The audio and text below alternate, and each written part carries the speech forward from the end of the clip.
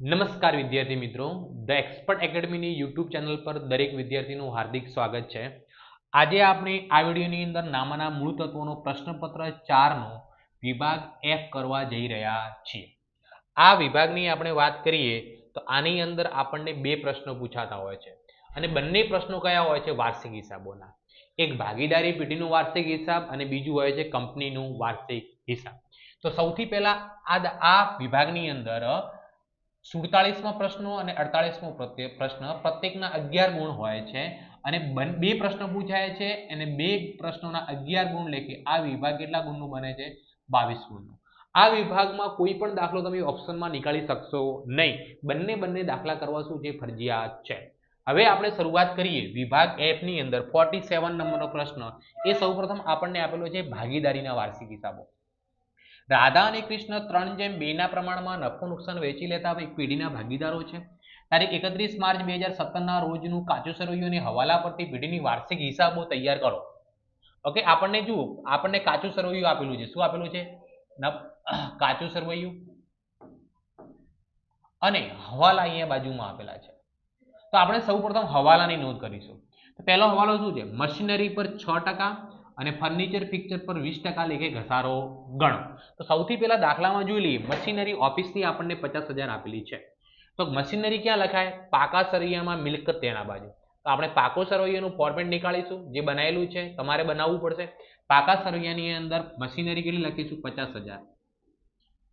આપણને મશીનરી આપેલી છે કેટલી? 50,000 રૂપિયા. હવે મશીનરી પર કેટલા ટકા ઘસારો ગણવાનો આપણને દાખલામાં કહેલો છે? તો કે 6%.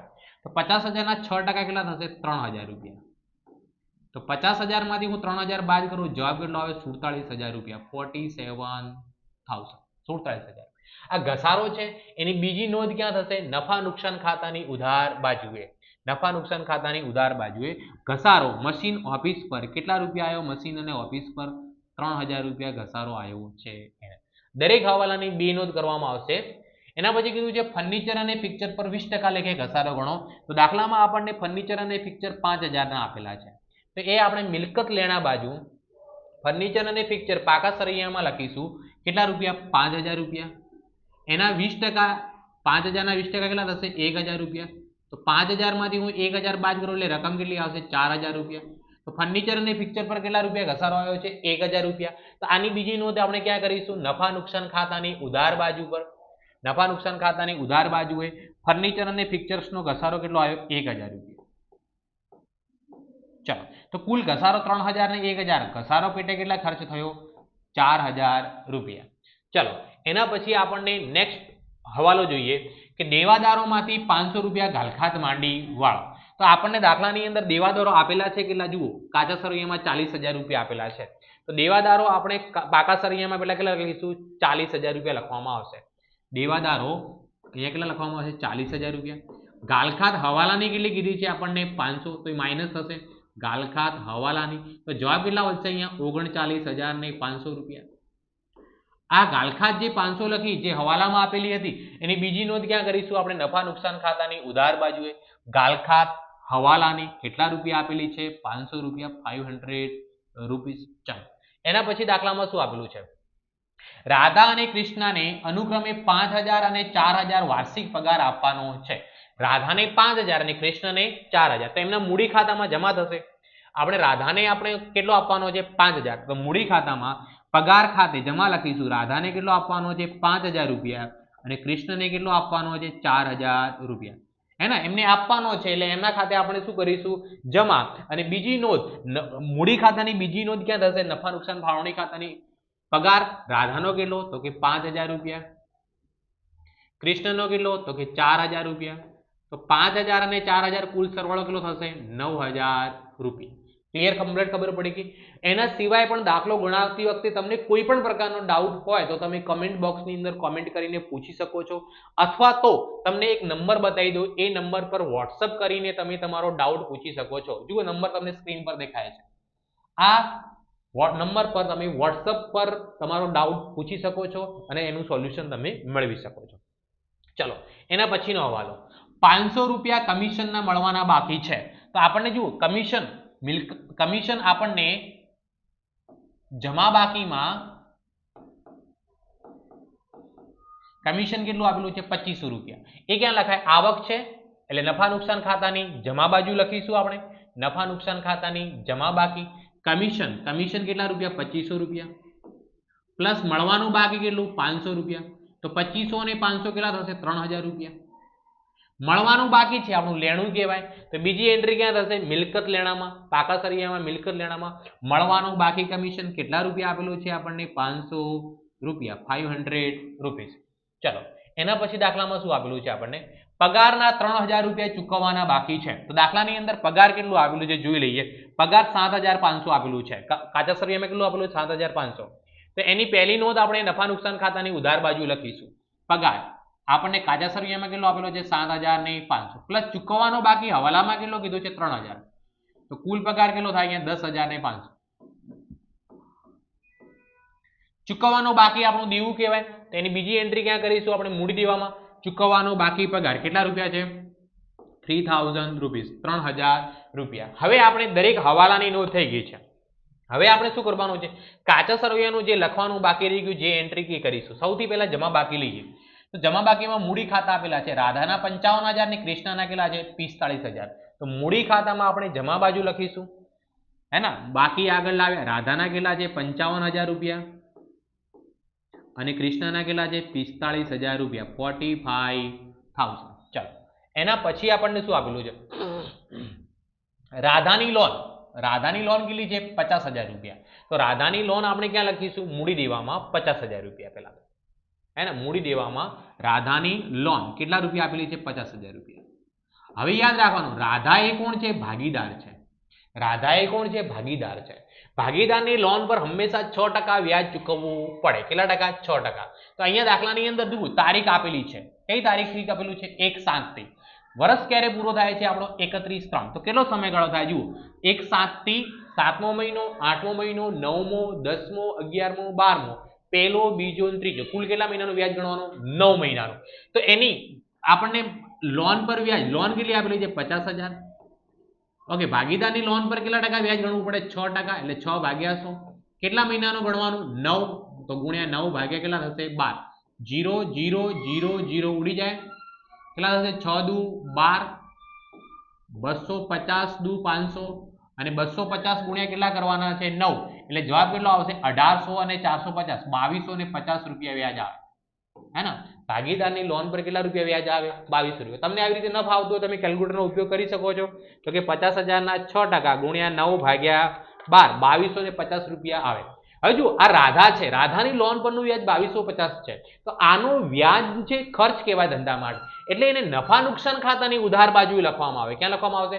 નફા નુકસાન ખાતાની ઉધાર બાજુએ. લોન પર વ્યાજ 6% લેખે રાધાનું કેટલા રૂપિયા? 2250. હવે જુઓ આનું વ્યાજ હજી ચૂકવ્યું નથી, ચૂકવવાનું બાકી છે. તો બીજી એન્ટ્રી આપણે મૂડી દેવામાં લખીશું. ચૂકવવાનું બાકી રાધાની લોનનું વ્યાજ કેટલા રૂપિયા? 2250 રૂપિયા, 2250 રૂપિયા. ચલો એના પછી આપણને શું આપેલું છે? ચલો મળેલ વટાવ આવક કહેવાય. જમા બાકી છે. નફા નુકસાનની જમા બાજુ લખીશું આપણે. મળેલ વટાવ કેટલા રૂપિયા આપેલો છે? 400 રૂપિયા, 400 રૂપીસ, 400 રૂપિયા. ચલો એના પછી શું છે આપણને? લેણદારો 25000 રૂપિયા આપેલા છે. લેણદારો કેટલા આપેલા છે? 25000. મૂડી દેવામાં લખવામાં આવશે આપણે પાકા સરિયામાં મૂડી દેવામાં. લેણદારો કેટલા રૂપિયા? 25000, 25000 રૂપિયા. ચલો એના પછી દાખલામાં શું આપેલું છે? લેણદારો પછી કમિશન લખાઈ ગયું. દેવી હુંડી કેટલી છે? 5000 રૂપિયા. દેવી હુંડી પણ મૂડી દેવામાં લખવામાં આવશે આપણે. દેવી હુંડી કેટલા રૂપિયા આપેલી છે આપણને? 5000 રૂપિયા. ચાલો એના પછી આપણને જુઓ દાખલાની અંદર શું આપેલું છે? વેપાર ખાતે 97250. એનો મતલબ વેપાર ખાતાનો સરવાળો કરી કાચો નફો શોધીને જ આપણને આપેલો છે. તો દાખલામાં આપણે વેપાર ખાતું બનાવવાની જરૂર નથી. 97250 આપણો કાચો નફો કહેવાય. જમા બાજુએ આપેલું છે. તો નફા નુકસાન ખાતાની જમા બાજુ લખી દઈશું આપણે ડાયરેક્ટ. કાચો નફો કેટલા રૂપિયા છે? 97250. ચાલો એના પછી જમા બાજુ દરેક એન્ટ્રી થઈ ગઈ. હવે ઉધાર બાજુ. ઉધાર બાજુ સૌથી પહેલા ઉપાડ આપેલો છે. રાધાનો 5000 અને કૃષ્ણનો બી કેટલો છે? 5000 રૂપિયા. ઉપાડ મૂડી ખાતામાં ઉધાર બાજુએ લખાય. ઉપાડ મૂડી ખાતાની અંદર કઈ બાજુએ? ઉધાર બાજુએ. ઉપાડ ખાતે ચલો રાધાનો કેટલો છે? 5000 રૂપિયા અને કૃષ્ણનો બી કેટલો છે? 5000 રૂપિયા. 5000 અને 5000. ચલો એના પછી ઉપાડ પછી દાખલામાં શું આપેલું છે એ જોઈ લઈએ આપણે. ભાડા પટ્ટાનું મકાન 1/4/2016 થી 10 વર્ષ માટે કીધેલું છે. કેટલા વર્ષ માટે કીધેલું છે? 10 વર્ષ માટે. है ना? કેટલા રૂપિયા આપેલા છે? 60,000 રૂપિયા. કેટલા રૂપિયા આપેલા છે? 60,000 રૂપિયા. મિલકત લેણા બાજુ લખવામાં આવશે ભાડા પટ્ટાનું મકાન. કેટલા રૂપિયા? 60,000. કેટલા વર્ષ માટેનું છે? 10 વર્ષ માટે. તો 60,000 ભાગ્યા 10 કરવાના એટલે 6,000 રૂપિયા આવે. તો માંડી કેટલા વાળવાના? અહીંયા 6,000. તો મિલકત કેટલાની કહેવાય? 54,000. આ માંડી વાળ્યા એ ચાલુ વર્ષનો ખર્ચ કહેવાય. 6,000 રૂપિયા એ ચાલુ વર્ષનો શું કહેવાય? ખર્ચ. એની નોંધ ક્યાં લખવામાં આવશે? નફા નુકસાન ખાતાની ઉધાર બાજુએ માંડી વાળેલ ભાડા પટ્ટાનું મકાન માંડી વાળેલ કેટલા રૂપિયા રકમ છે એની? 6,000 રૂપિયા. 6,000 રૂપીસ. ચલો એના પછી શું આપેલું છે? ચલો મશીનરી લખાઈ ગયું છે. આપેલ વટાવ કેટલો છે? 350 રૂપિયા. તો આપેલ વટાવ આપણે ક્યાં લખીશું? નફા નુકસાન ખાતાની ઉધાર બાજુ આપેલ વટાવ કેટલા રૂપિયા છે? 350 રૂપિયા. ચલો એના પછી શું આપેલું છે? આપેલ વટાવ પછી દેવાદારો લખાઈ ગયા. જાવક માલ ગાડા ભાડું એ વેચાણ લગ્ન ખર્ચો છે. વેચાણનો ખર્ચો છે. નફા નુકસાન ખાતાની ઉધાર બાજુ જાવક માલ ગાડા ભાડું કેટલા રૂપિયા આપેલું છે દાખલાની અંદર? 1200 રૂપિયા. ચલો એના પછી ફર્નિચર ફિક્સર લખાઈ ગયું. પગાર લખાઈ ગયો. ગાલખાત કેટલી આપેલી છે? 1200 રૂપિયા. કાચા સરવૈયાની ગાલખાત નફા નુકસાન ખાતાની ઉધાર બાજુ ગાલખાત કેટલા રૂપિયા? 1200 રૂપિયા. હવાલાની કેટલી હતી? 500. તો 1200 ને 500 કુલ કેટલી ગાલખાત બહાર લખાવશે અહીંયા? 1700 રૂપિયા. ચલો એના પછી શું આપેલું છે? લેણી હુંડી 20,000 રૂપિયા. એ આપણું શું કહેવાય? મિલકત કહેવાય. તો મિલકત લેણામાં લખવામાં આવશે. લેણી હુંડી કેટલા રૂપિયા આપેલી છે? 20,000 રૂપિયા. 20,000 રૂપીસ. 20,000 રૂપિયા. ચલો એના પછી લેણી હુંડી પછી શું આપેલું છે આપણને? વેપાર ખર્ચા 5,900 રૂપિયા. નફા નુકસાન ખાતાની ઉધાર બાજુએ વેપાર ખર્ચ કેટલા રૂપિયા આપેલો છે? 5,900 રૂપિયા. એના પછી આપણને શું આપેલું છે? રોકડ સિલક અને સ્ટોક. સ્ટોક આપણને 31/3/2017 નો આપેલો છે. આખરનો સ્ટોક કહેવાય. આખરનો સ્ટોક આપણને કાચા સરવૈયામાં આપેલો છે એટલે એક જ નોંધ કરવામાં આવશે. એ પણ ક્યાં? મિલકત લેણા બાજુ. અને રોકડ સિલક બી ક્યાં લખાશે? મિલકત લેણા બાજુ. રોકડ સિલક 6,000 રૂપિયા. સ્ટોક કેટલો છે? 73,000 રૂપિયા. તો અહીંયા આપણે રોકડ સિલક કેટલી લખીશું? 6,000 રૂપિયા. અને સ્ટોકની કિંમત કેટલી આપેલી છે? 73,000. 73,000 રૂપિયા. મિલકત લેણા બાજુ રોકડ અને આકરનો સ્ટોક. ક્લિયર? ચલો હવે આપણે શું કરવાનું છે? દરેક હવાલાની નોંધ થઈ ગઈ. સાથે સાથે આપણે જે કાચા સરવૈયાની એન્ટ્રી બાકી હતી એની પણ નોંધ થઈ ગઈ. હવે શું કરવાનું? ફક્ત બાકી રહ્યું સરવાળો. તો સૌથી પહેલા આ દાખલામાં વેપાર ખાતું બનાવેલું નથી. તો સૌથી પહેલા આપણે કોનો સરવાળો કરીશું? નફા નુકસાન ખાતાનો. નફા નુકસાન ખાતાની જમા બાજુની પહેલી એન્ટ્રી કેટલી છે? 97,250. 97,250 પ્લસ કેટલા છે? 400 પ્લસ કેટલા? 3,000. તો આનો સરવાળો થાય 1,0650 રૂપિયા. 1,0650 રૂપિયા. આ બાજુ બી કેટલા લખાશે આપણા? 1,0650. 1,0650 માંથી બધા ખર્ચા આપણે શું કરી દઈશું? માઇનસ. પહેલી એન્ટ્રી કેટલી છે? 10,500 minus 10,500 minus 5,900 minus 1,200 minus 350 minus 2,250 minus 1,700 રૂપિયા માઇનસ 4,000 રૂપિયા અને માઇનસ 6,000 રૂપિયા. તો જવાબ કેટલો આવે છે? 68,750 રૂપિયા કાચો નફો, ચોખ્ખો નફો. કેટલા રૂપિયા? 68,750 રૂપિયા. આ નફા નુકસાન માંથી ક્યાં થાય? નફા નુકસાન ફાળવણી ખાતામાં 68,750 રૂપિયા. એને નફા નુકસાન ફાળવણી ખાતાની જમા બાજુ લખીશું 68,750 રૂપિયા ચોખ્ખો નફો જે નફા નુકસાન ખાતેથી લાવ્યા તે. હવે આનો સરવાળો કરીએ કેટલો જવાબ આવે? 68,750. આ બાજુ બી કેટલો લખાશે? 68,750. 68,000 માંથી 9,000 બાદ કરું એટલે જવાબ કેટલો આવશે? 59,750 રૂપિયા. કેટલો જવાબ આવશે? વેચણી પાત્ર નફો આપણો 59,750. કયા પ્રમાણે વેચાય? નફા નુકસાન. નફા નુકસાનનું પ્રમાણ કેટલું આપેલું છે? 3/2. તો 59,750 3/2 ના પ્રમાણે એટલે 3 ને 2 થાય કેટલા? કુલ 5. એટલે પેલા ભાગાકારમાં હું 5 કરી દઉં. ઓકે. અને પેલા ભાગીદારનો કેટલો ભાગ છે? 3. તો ગુણ્યા 3. તો જવાબ કેટલો આવે? પેલાને 35,850 રૂપિયા અને બીજાનો કેટલો જવાબ આવે? 22,900 રૂપિયા. 22,900 રૂપિયા. આ વેચણી પાત્ર નફો. અહીંયા ઉધાર છે તો એમના મૂડી ખાતે શું થશે? જમા. તો પહેલા ભાગીદારને વેચણી પાત્ર નફો કેટલો આવે? 35,850 રૂપિયા અને બીજા ભાગીદારને કેટલો આવ્યો? 22,900 રૂપિયા. હવે આપણે રાધા અને કૃષ્ણના મૂડી ખાતાનો સરવાળો કરીશું. સૌથી પહેલા રાધાનો જુઓ પહેલી એન્ટ્રી કેટલી છે? 55,000 ની પ્લસ કેટલી? 5,000 પ્લસ 35,850 કરું તો આનો સરવાળો કેટલો થાય છે? 95,850 રૂપિયા. 95,850. આ બાજુ બી કેટલા લખવામાં આવશે? 95,850. 95,850 માંથી 5,000 જાય એટલે 90,850 રૂપિયા શું લખવામાં આવે? બાકી આગળ લઈ ગયા.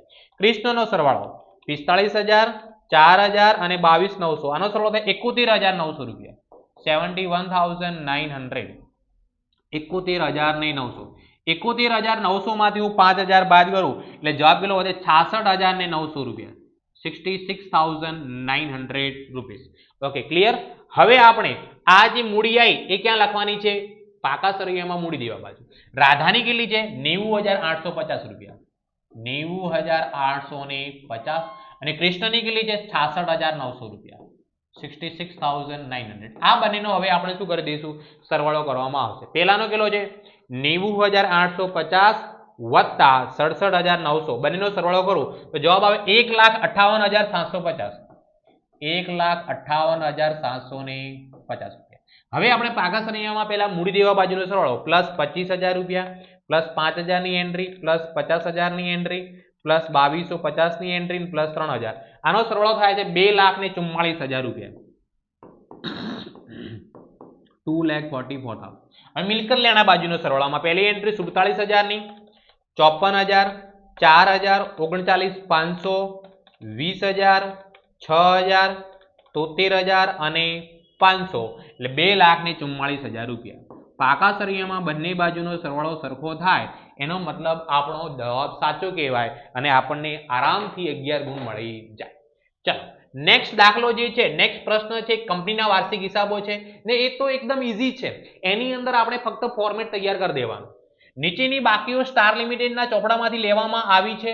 આ બાકીઓ પરથી 31 માર્ચ 2024 ના રોજનું પાકું સરવૈયું કંપની ધારા 2013 ના પરિશિષ્ટ 3 મુજબ તૈયાર કરો. હવે આ દાખલામાં ફક્ત પાકું સરવૈયું બનાવવાનું કીધું છે. કયું સરવૈયું કીધું છે? પાકું સરવૈયું. પાકા સરવૈયાની અંદર જો આપણને બાકીઓ આપેલી છે. આ કઈ બાકીઓ છે? આપણી ઉધાર બાકી અને આ કઈ બાકી છે? જમા બાકી આપેલી. ઉધાર બાકી અને તો ઉધાર બાકી છે એ બધી કઈ બાજુ લખાશે? મિલકતો બાજુ લખાશે. કઈ બાજુ લખાશે? મિલકતો બાજુ. અને જમા બાજુ છે એ કઈ બાજુ લખાશે? ઇક્વિટી અને જવાબદારી બાજુ. આટલી તો ખબર પડી ગઈ. ચાલો સૌથી પહેલા આપણે વાત કરીએ મળવાનું બાકી વ્યાજ. તો મળવાનું બાકી વ્યાજ એ આપણી ચાલુ મિલકત કહેવાય. કઈ બાકી મિલકત કહેવાય? ચાલુ મિલકત. તો મળવાનું બાકી વ્યાજ ક્યાં આવશે? અન્ય ચાલુ મિલકતોમાં આવશે. ક્યાં આવશે? આપણો અન્ય ચાલુ મિલકતોમાં. કેટલા છે? 3,000 રૂપિયા. તો મિલકતો બાજુ અન્ય ચાલુ મિલકતોની અંદર આપણે કેટલા લખીશું? રકમ 3,000 રૂપિયા. 3,000 રૂપીસ. ચાલો એના પછી આપણને શું આપેલું છે? પ્લાન્ટ અને યંત્રો આપણી મિલકત કહેવાય, દ્રશ્ય મિલકત કહેવાય. 6 લાખ રૂપિયા. તો કાયમી મિલકતોમાં દ્રશ્ય મિલકત પ્લાન્ટ અને યંત્રો કેટલા લખવામાં આવશે? અહીંયા 6 લાખ રૂપિયા. 6 લાખ રૂપિયા. ચલો એના પછી આપણને શું આપેલું છે? રોકડ હાથ પર. રોકડ અને રોકડ સમકક્ષ કહેવાય 37,000. રોકડ અને રોકડ સમકક્ષ કેટલા રૂપિયા આપેલી છે? રોકડ શિલક 37,000. ચલો એના પછી આપણને શું આપેલું છે? ટ્રેડમાર્ક. ટ્રેડમાર્ક આપણી અદ્રશ્ય મિલકત કહેવાય 20,000 રૂપિયા. ટ્રેડમાર્ક કાયમી મિલકતોમાં અદ્રશ્ય મિલકતમાં લખીશું કેટલા રૂપિયા?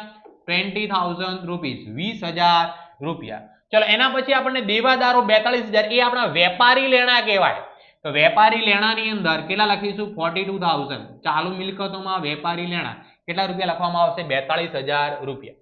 એના પછી 10% નર્મદા બોર્ડ કેટલા આપેલા છે? 70,000 રૂપિયા. તો એ આપણે ઉધાર બાકી આપેલી છે એટલે આપણા રોકાણો કહેવાય. બિનચાલુ રોકાણોમાં લખીશું કેટલી રકમ છે? 70,000 રૂપિયા. તો બિનચાલુ રોકાણોની અંદર કેટલા લખવામાં આવશે? 70,000 રૂપિયા. 70,000 રૂપીસ. ચલો એના પછી આપણને શું આપેલું છે? છૂટા ભાગો, છૂટા ઓજારો પણ કહી શકાય. એ માલ સામગ્રીમાં લખાય. ક્યાં લખાય? માલ સામગ્રીમાં. કેટલી રકમ છે? 18,000 રૂપિયા. તો ચાલુ મિલકતોમાં માલ સામગ્રીમાં કેટલી રકમ લખીશું? અહીંયા 18,000 રૂપિયા. ચલો એના પછી આપણને શું આપેલું છે? ટેલિફોન ડિપોઝિટ કેટલા રૂપિયા આપેલી છે? 30,000 રૂપિયા. તો ટેલિફોન ડિપોઝિટ લાંબા ગાળાની લોન અને ધિરાણમાં લખાય. ટેલિફોન ડિપોઝિટ લાંબા ગાળાની લોન અને ધિરાણમાં લખાય. રકમ કેટલી આપેલી છે? 30,000 રૂપીસ. 30,000 રૂપિયા. ચલો એના પછી આપણને શું આપેલું છે? મ્યુચ્યુઅલ ફંડના યુનિટ કામ ચલાવવું છે. કેવા છે? કામ ચલાવવું. કામ ચલાવવું એટલે શોર્ટ ટાઈમ માટે. તો ચાલુ મિલકતોમાં લખાય. ક્યાં લખાશે? ચાલુ મિલકતોમાં. ચાલુ રોકાણો 10,000 રૂપિયા. ચાલુ રોકાણોમાં કેટલા લખાશે? 10,000 રૂપીસ. ચલો હવે ઉધાર બાજુ પતી ગયું. હવે જમા બાજુ. તો જમા બાજુ બધી કઈ બાજુ લખાશે? ઇક્વિટી ને દેવા બાજુ. વેપારી દેવા 30,000 રૂપિયા. આપણને ખબર છે ચાલુ દેવામાં લખીશું. ચાલુ જવાબદારીમાં વેપારી દેવા કેટલી રકમ આપેલી છે? 30,000 રૂપિયા. ચલો એના પછી શું આપેલું છે? લાંબા ગાળાની જોગવાઈ 60,000 રૂપિયા. તો અહીંયા ફોર્મેટમાં લખેલી જ છે લાંબા ગાળાની જોગવાઈઓ કેટલા રૂપિયા છે? 60,000 રૂપિયા. ચલો એના પછી શું આપેલું છે? અનામત અને વધારો 1,10,000 રૂપિયા. એ અનામત અને વધારામાં જ લખાશે 1,10,000 1,10,000 રૂપિયા. એના પછી અન્ય ચાલુ મિલકતો 25,000 રૂપિયા. એ અન્ય ચાલુ મિલકતોમાં જ લખાશે. જુઓ આપેલી જશે અન્ય ચાલુ મિલકતો કેટલા રૂપિયા આપેલી છે? અન્ય ચાલુ મિલકતો આપણી 25,000 રૂપિયા 25,000 રૂપિયા. ચલો એના પછી ટૂંકા ગાળાના ઉછીના નાણાં 24,000. એ પણ ફોર્મેટમાં જ છે. ટૂંકા ગાળાના ઉછીના નાણાં કેટલા રૂપિયા? 24,000 24,000. ચલો એના પછી આપણને શું આપેલું છે? શેર મૂડી. એ પણ ફોર્મેટમાં છે 3,50,000 રૂપિયા. તો શેર મૂડી ઇક્વિટી ને જવાબદારી બાજુ કેટલી આપેલી છે આપણને? શેર મૂડી 3,50,000 રૂપિયા 3,50,000 રૂપિયા 3,50,000 રૂપીસ. ચલો એના પછી શું છે? ટૂંકા ગાળાની જોગવાઈઓ 35,000 રૂપિયા. એ પણ ફોર્મેટમાં છે. ટૂંકા ગાળાની જોગવાઈઓ કેટલી રૂપિયા છે? 35,000 રૂપિયા 35,000. ચલો એના પછી શું આપેલું છે? લાંબા ગાળાના ઉછીના નાણાં 1,20,000. એ પણ ફોર્મેટમાં છે. લાંબા ગાળાના ઉછીના નાણાં કેટલા રૂપિયા લખીશું? 1,20,000. આવો દાખલો તમને પૂછાઈ જાય સોને પે સુહાગા. ચલો અન્ય લાંબા ગાળાની જવાબદારીઓ કેટલી? 76,000 રૂપિયા. તો અન્ય લાંબા ગાળાની જવાબદારીઓ કેટલી લખીશું? 76,000 રૂપિયા. દરેક એન્ટ્રી થઈ ગઈ છે. હવે જુઓ એક વસ્તુ યાદ રાખવાનું કે ઇક્વિટી ને જવાબદારી બાજુ 3 આપણા હેડિંગ હોય. મેઇન કેટલા હેડિંગ? 3. પહેલું ઇક્વિટી અને જવાબદારી બાજુ શેર હોલ્ડરના ભંડોળ, બીજું આપણું હેડિંગ હોય બિનચાલુ જવાબદારીઓ અને ત્રીજું હેડિંગ હોય ચાલુ જવાબદારીઓ. તો હવે આપણે ત્રણેયના અલગ અલગ સરવાળા કરવાના. તો ઇક્વિટી ને જવાબદારીમાં બે એન્ટ્રી છે, એક 3,50,000 ને 1,10,000 એટલે કેટલા થાય ટોટલ? 4,60,000 રૂપિયા. બિનચાલુ મિલકતોમાં આ દાખલામાં આપણી જોડે 3 એન્ટ્રીઓ છે. એના કેટલી એન્ટ્રીઓ છે? 3 એન્ટ્રીઓને આપણે સરવાળો કરીએ તો પહેલો સરવાળો 1,20,000 વત્તા 76,000 વત્તા 60,000 એટલે આનો સરવાળો થાય 2,56,000 રૂપિયા 2,56,000. ત્રીજું હેડિંગ છે આપણું ચાલુ મિલકતોમાં. ચાલુ મિલકતોમાં આ દાખલામાં 4 એન્ટ્રીઓ છે. 4 નો સરવાળો કરીએ 30,000 24,000 25,000 અને 35,000 તો આનો સરવાળો થાય છે 1,14,000 રૂપિયા 1,14,000 રૂપિયા. હવે પાકા સરિયાનો ઇક્વિટી જવાબદારીનો સરવાળો એટલે આ 3 જે અલગ અલગ સરવાળા આયા એને ત્રણેયનો સરવાળો કરી દેવાનો. 1,14,000 વત્તા 2,56,000 વત્તા 4,60,000 એટલે સરવાળો થાય 8,30,000 રૂપિયા 8,30,000 રૂપીસ 8,30,000 રૂપિયા. એવી રીતે આ બાજુનો બી સરવાળો થવો જોઈએ. તો મિલકતોની અંદર મેઇન બે હેડિંગ બિનચાલુ મિલકતો અને એક ચાલુ મિલકતો. તો બિનચાલુ મિલકતોની આપણે 4 એન્ટ્રીઓ છે. 4 એન્ટ્રીનો સરવાળો કરીએ. પહેલી એન્ટ્રી 6 લાખની, બીજી 20,000 ની, ત્રીજી 70,000 ની અને પછી એના પછી 30,000 ની 7,20,000 સરવાળો થાય 7,20,000. ચાલુ મિલકતોમાં 5 એન્ટ્રી છે. 5 એન્ટ્રીનો સરવાળો પહેલી 10,000 ની એન્ટ્રી, પછી 18,000 42,000 37,000 and 3,000 1,10,000. મિલકતો બાજુનો સરવાળો એટલે બે હેડિંગનો સરવાળો 7,20,000 ને 1,00,000 એટલે 8,30,000 રૂપિયા સરવાળો થાય. કેટલા રૂપિયા? 8,30,000. હે ને? પાકા સરિયામાં બંને બાજુનો સરવાળો હંમેશા કેવો થાય? સરખો થાય. તો અહીંયા વિભાગની પૂર્ણાવતી થઈ છે. હવે આપણે મળીશું નેક્સ્ટ વિભાગની અંદર એટલે નેક્સ્ટ વિભાગ પ્રશ્નપત્ર 5 ની અંદર નવા વિડીયો સાથે. ત્યાં સુધી ધન્યવાદ.